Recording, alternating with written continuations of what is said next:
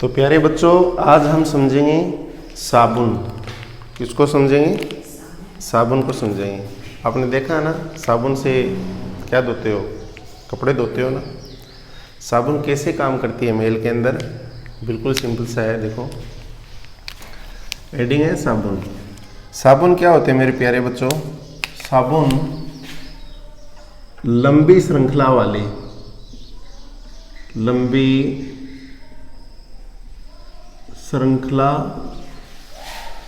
वाले कार्बोक्सिलिक अम्ल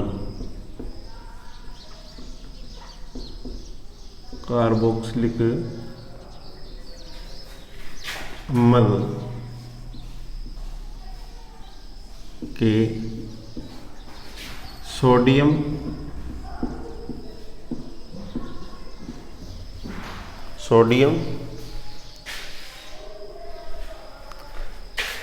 एवं पोटेशियम लवण होते हैं। पोटेशियम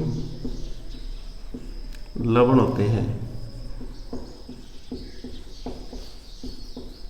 इस बात को समझो आराम से। देखो, इस टॉपिक से पहले हमने क्या पढ़ा है? एथेनोइक अम्ल पढ़ा है। क्या पढ़ा बच्चा? पढ़ा ना? एथेनोइक अम्ल हमने पढ़ा इस तरह से CH3COOH, ये हमारा क्या था? एथेनोइक अम्ल था। एथेनोइक अम्ल में ये जो है COOH, ये क्या है? कार्बोक्सिलिक अम्ल है। क्या है ये? कार्बोक्सिलिक अम्ल है। इस CH3COOH के साथ में ये H यहाँ से निकाल दो और यहाँ पे जुड़ जाए Na, सोडियम जुड़ जाए, या मान लो यहाँ पर जुड़ जाए पोटेशियम। ये साबुन है। ये क्या है? दोनों साबुन है। तो साबुन लंबी श्रृंखला वाले कार्बोक्सिलिक अम्लों के सोडियम एवं पोटेशियम लवण होते हैं। ठीक है। अब साबुन का सूत्र क्या होता है? साबुन का सूत्र होता है C17H35OONA। और जब साबुन मेल को साफ करती है तो यही संरचना कपड़े के अंदर बनती है। मान लो ये कोई कपड़ा है और इस कपड़े के ऊपर ये मेल लगा हुआ है। ये देखो, ये मेल है। ठीक है। इस मेल को निकालने के लिए ये पूरा का पूरा जो सिरा है, ये सिरा इसके साथ में जुड़ेगा इस तरह से, और ये सिरा है, इसको बोल देते हैं Na। और ये जो सिरा है इसको बोलोगे आप हाइड्रोकार्बन सिरा। हाइड्रोकार्बन है ना, ये कार्बन और हाइड्रोजन है, तो ये हाइड्रोकार्बन सिरा है जो तेल के साथ में जुड़ा हुआ है। तो इस पूरे सिरे को तो बोलेंगे जल विरागी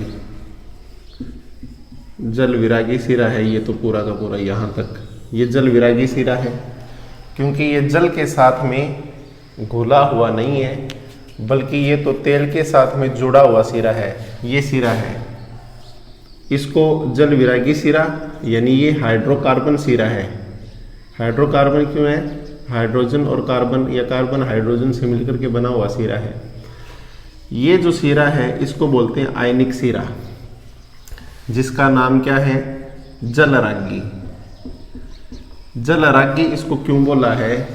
क्योंकि ये तो जल के साथ जुड़ा रहता है। जल के राग में राग आता है। ये तो मान लो अब आप हो, आप मेरी राग में राग गाओ, तो मतलब आप तो मेरे हो, समझ गए? मेरी मेरे में हो।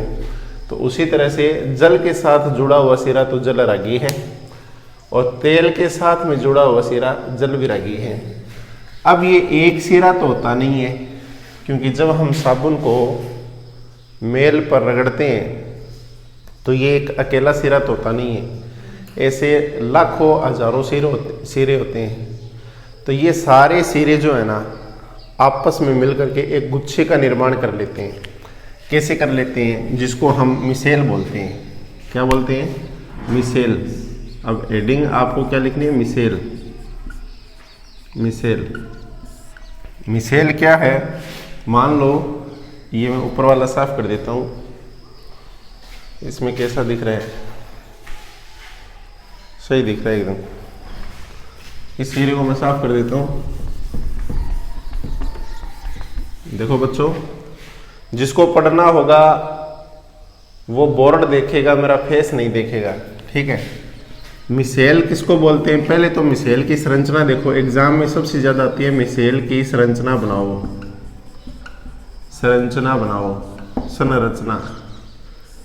तो संरचना कैसी होती है? जैसे ये देखो बीच में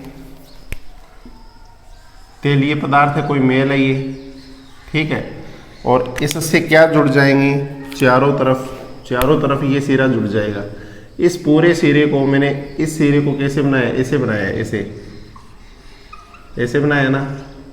और ये सोडियम को मैंने ऐसे दिखाया है, तो यही आपको बनाना है इस तरह से,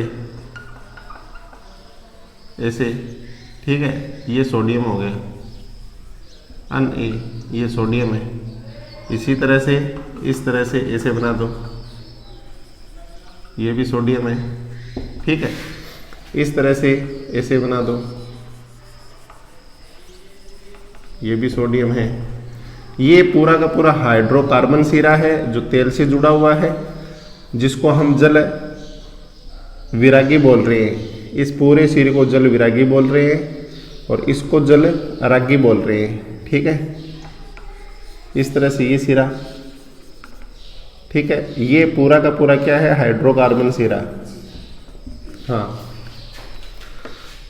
ये है आयनिक सिरा, ये आयनिक सिरा है। इस तरह से ये संरचना सब और बना दो ऐसे, Na पॉजिटिव, Na पॉजिटिव। आप यहाँ पे K पॉजिटिव भी लिख सकते हो, वो भी सही है, लेकिन किताब ने जो दिया है ना Na पॉजिटिव, आपको वो ही लिखना है।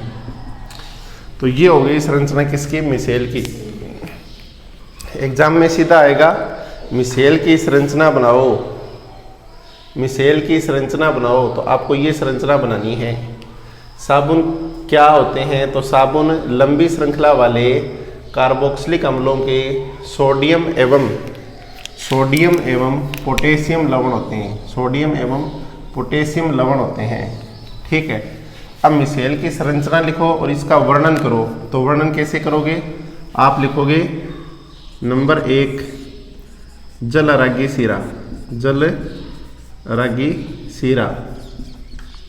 और नंबर 2 लिखोगे जल विरागी सिरा, जल विरागी सिरा, जल विरागी सिरा। ये आपने लिखा और फिर आप क्या लिखोगे कि जल अरागी सिरा, जिसको हम क्या कहते हैं? आयनिक सिरा, आयनिक सिरा। इसे आयनिक सिरा भी कहते हैं, आयनिक सिरा। अब लिखना क्या है वो देखो, ये मेरे को मिटाना पड़ेगा, ठीक है ना। मिसेल वाला जो है ये मिटाना पड़ेगा मेरे को, लिखने के लिए ये मिटाना पड़ेगा मुझे। मिसेल की संरचना आप बना लो, स्क्रीनशॉट ले लो। बहुत ही इजी वे पे करवा रहा हूँ मैं, आसानी से पढ़ो और अपनी तैयारी को 4 चांद लगाओ। तो मिसेल के अंदर क्या लिखोगे? मतलब साबुन अणु की संरचना आ जाए या साबुन की सफाई प्रक्रिया आ जाए, कुछ भी आ जाए, तो आप क्या कहोगे? क्या लिखोगे? देखो मिसेल के आगे क्या लिखना है कि तेल मेल होता है, यानी मेलीय होता है। तेल क्या होता है? तेल मेलीय होता है, मेलीय होता है। साबुन के साथ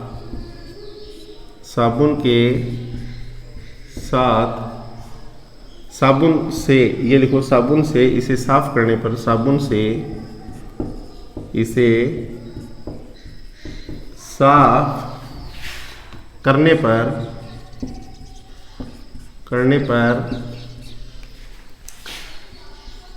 जो संरचना बनती है, जो संरचना बनती है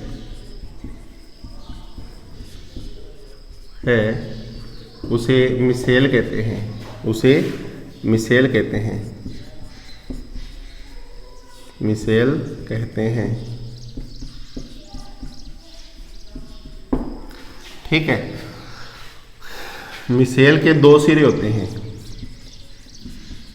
मिसेल के दो सिरे होते हैं, दो सिरे होते हैं।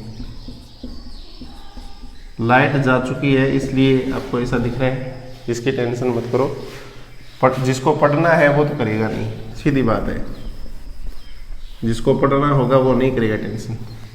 दो सिरे बनते हैं, कौन कौन से दो सिरे? नंबर 1 लिखो, जलरागी। जलरागी कौन सा सिरा है? ये सिरा देखो, ये जो सोडियम है ना, लिखो आप, जो जल में घुलनशील हो, जो जल में घुलनशील हो उस सिरे को आयनिक सिरा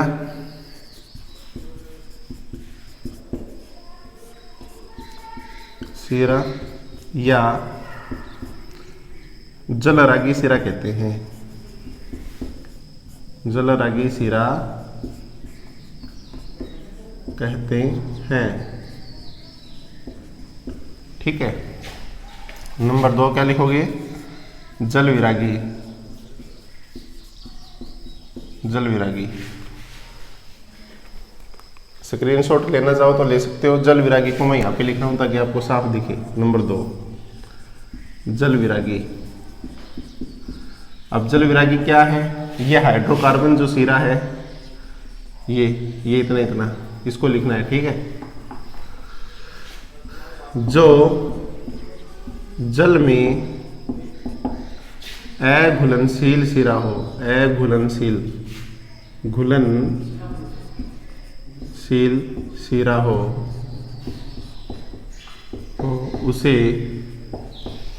उसे क्या कहते हैं बच्चों? जल विरागी। जल में अघुलनशील सिरा हो उसे जल विरागी सिरा कहते हैं, जल विरागी कहते हैं। यह तेल से जुड़ा होता है, तेल से जुड़ा होता है। किससे जुड़ा होता है मेरे बच्चों? तेल से जुड़ा होता है ये सिरा। ठीक है। फिर आगे इंपॉर्टेंट लाइन लिखेंगे। अभी देखो बिल्कुल सिंपल करवा दिया ना ये टॉपिक। तेल से जुड़ा होता है। अब नीचे नोट लगा के लिखोगे। आप ये भी लिख सकते हो इसमें एक लाइन और, तेल से जुड़ा होता है इसे हाइड्रोकार्बन सिरा कहते हैं, हाइड्रोकार्बन सिरा कहते हैं। पढ़ने वाले बच्चे को, पढ़ने वाला जो बच्चा है वो फेस नहीं देखेगा, उसको तो बोर्ड से मतलब है, बोर्ड आपको साफ दिख रहा है। ठीक है। अब नोट लगा के क्या लिखना है? देखो नोट लगा के आपको लिखना है, ये सिरे काफी संख्या में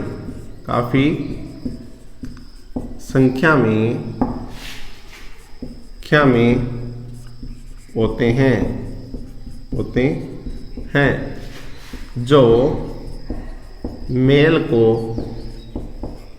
चारों ओर से चारों ओर से घेर लेते हैं, घेर लेते हैं, जिससे ये लिखो, जिसके कारण मिसेल का निर्माण होता है, मिसेल का निर्माण होता है।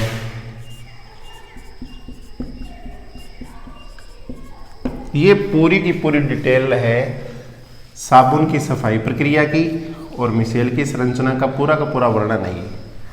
देख लो बच्चों, अच्छी तरह से देख लो इसको। अच्छी तरह से आप इसको देख लो और इसको उतार लो। अब अगला प्रश्न इसी का है, साबुन और अपमार्जक में अंतर।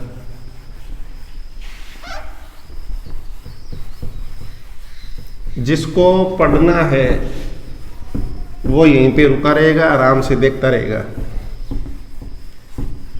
पढ़ने वाला नहीं भागेगा, ठीक है। देखो आगे,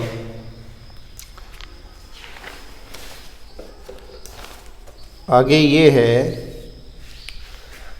साबुन जो होता है वो कठोर जल से अभिक्रिया नहीं करता। साबुन कठोर जल से अभिक्रिया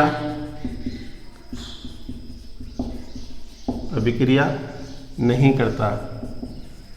नहीं करता का क्या मतलब है? कठोर जो जल होता है ना, कठोर जल, जो कठोर जल है उसके अंदर क्या होता है? उसके अंदर कैल्शियम और मैग्नीशियम लवण होते हैं। क्या होते हैं इसके अंदर? कठोर जल में कैल्शियम और मैग्नीशियम। अब देखो बच्चों, मैग्नीशियम का सूत्र क्या है? Mg2 positive. कैल्शियम क्या है? Ca2 positive. ये दोनों इसके अंदर मौजूद हैं कठोर जल में, ठीक है। कैल्शियम और मैग्नीशियम लवण मौजूद है कठोर जल में। साबुन क्या करेगा? अब साबुन क्या है? साबुन सोडियम और पोटेशियम लवण है। क्या है? सोडियम और पोटेशियम लवण है। तो ये ज्यादा ताकतवर हो गए ना साबुन से। देखो साबुन में तो सोडियम लवण है, ये सोडियम है और पोटेशियम लवण है। ये कम ताकतवर है इससे, ये ज्यादा ताकतवर है। तो ये मतलब क्या है? इसके साथ ये अभिक्रिया जब करेंगे तो अघुलनशील पदार्थ बन जाएगा। अघुलनशील पदार्थ मतलब कम बन जाएगा, अघुलनशील, जिसके कारण क्या होगा? साबुन ज्यादा मात्रा में लगेगा और तेल साफ नहीं होगा। तो साबुन कठोर जल से अभिक्रिया नहीं करता। क्यों नहीं करता? तो हम इसमें ये लिखेंगे, कठोर जल में उपस्थित कैल्शियम एवं मैग्नीशियम लवण साबुन से अभिक्रिया करके अघुलनशील पदार्थ बनाते हैं, जिसके कारण तेल साफ नहीं होता। आगे बात समझो, तेल साफ नहीं होता। अब इसकी जगह क्या करेंगे अपन? इसकी जगह क्या करेंगे? मतलब दोबारा समझो, इसमें जो अघुलनशील स्कम उत्पन्न हुआ है वो सफाई प्रक्रिया में बाधा उत्पन्न कर देता है। सफाई प्रक्रिया में बाधा उत्पन्न करता है, ये बाधा उत्पन्न करता है। अब हमें क्या चाहिए? इनसे ज्यादा ताकतवर चाहिए कोई, जो इनको क्या करे? निकाल के बाहर फेंके, ठीक है। तो हम क्या करेंगे? इनको बाहर फेंकने के लिए अपमार्जक का इस्तेमाल करेंगे। अपमार्जक क्या होते हैं? अमोनिया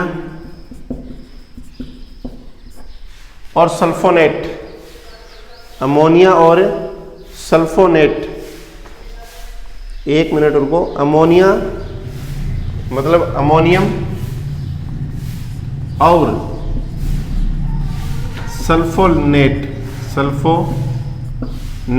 लवण होते हैं, इनको हम इस्तेमाल करेंगे, अपमार्जक को इस्तेमाल करेंगे। तो अपमार्जक की परिभाषा बिल्कुल ऐसे लिखेंगे, लंबी श्रृंखला वाले सल्फोनिक लवण अथवा लंबी कार्बन श्रृंखला वाले अमोनियम लवण होते हैं जो क्लोराइड या ब्रोमाइड आयनों के साथ बनते हैं। और ये क्या करेंगे, इन यौगिकों का आवेशित सिरा कठोर जल में उपस्थित कैल्शियम एवं मैग्नीशियम आयनों के साथ अघुलनशील पदार्थ नहीं बनाता। इस प्रकार वह कठोर जल में भी प्रभावी बने रहते हैं। सामान्यतः अपमार्जकों का उपयोग शैम्पू एवं कपड़े धोने के उत्पाद बनाने में होता है। देखो इधर साबुन की जगह मैं अब लिखूंगा, क्या लिखूंगा बच्चों, अपमार्जक।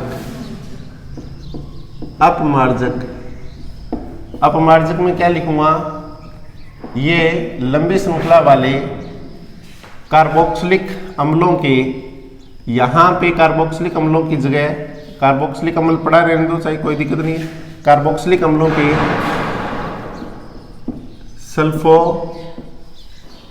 सल्फोनेट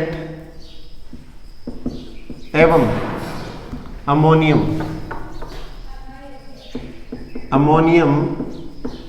लवण होते हैं। क्या होते हैं, कार्बन लंबी श्रृंखला वाले, ये कार्बन, ये लंबी श्रृंखला वाले, ये यहाँ पे ये लिख दो, ये कार्बन लंबी श्रृंखला वाले सल्फोनेट एवं अमोनियम लवण होते हैं। थोड़ा इसको भी मिटा लो एक बार, जो बुक में दिया हुआ वही करेंगे, ठीक है ना। ये कार्बन लंबी श्रृंखला वाले सल्फोनेट एवं अमोनियम लवण होते हैं। लंबी कार्बन श्रृंखला वाले, ये लिख देंगे हम इसको, ठीक है। ये लंबी कार्बन श्रृंखला वाले सल्फोनेट एवं अमोनियम लवण होते हैं, ठीक है। ये होते हैं लंबी श्रृंखला वाले, क्या होते हैं बच्चा, लंबी श्रृंखला वाले सल्फोनेट एवं अमोनियम लवण होते हैं अपमार्जक, जो क्या करते हैं, नोट ध्यान से सुनो इस बात को, क्या करते हैं, कठोर जल में उपस्थित कौन उपस्थित, कैल्शियम एवं मैग्नीशियम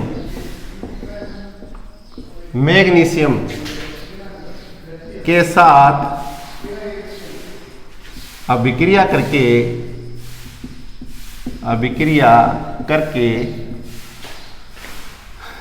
अघुलनशील पदार्थ नहीं बनाते। समझ गए बात को, इस बात को समझ गए आसानी से। ये यहाँ पे मैं इसको थोड़ा सा साफ कर देता हूँ, पहले ब्लू था ना, के साथ कैल्शियम एवं मैग्नीशियम के साथ अभिक्रिया करके अघुलनशील पदार्थ नहीं बनाते हैं, अतः मेल आसानी से साफ हो जाता है, अतः मेल आसानी से साफ हो जाता है।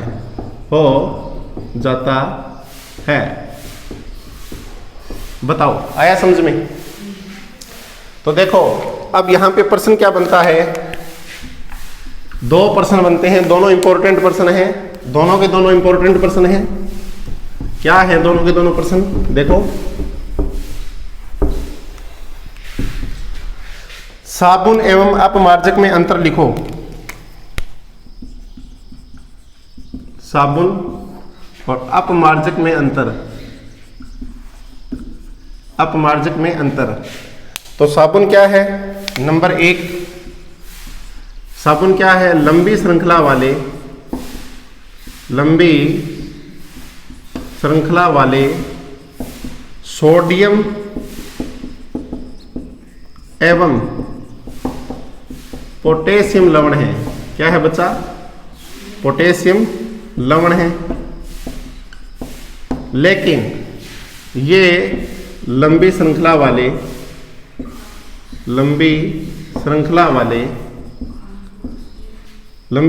वाले